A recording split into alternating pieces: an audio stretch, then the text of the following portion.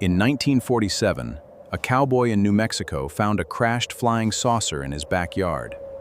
Or did he? The government said it was a weather balloon. The cowboy said it was space monsters. Who was right? To understand what it actually was, we have to ask a simple question. What is an alien? An alien is any living thing that comes from somewhere other than Earth. That's it. That's the whole idea.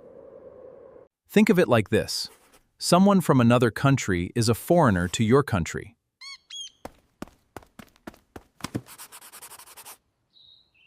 Someone from another planet would be a foreigner to your entire planet. That's what alien really means. It doesn't have to be a little green man. It doesn't need a spaceship or laser guns. It just has to be alive and come from somewhere that isn't Earth.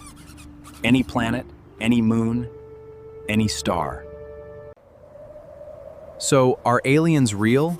Is really one big question. Is Earth the only place with life in the whole universe? Nobody knows for sure.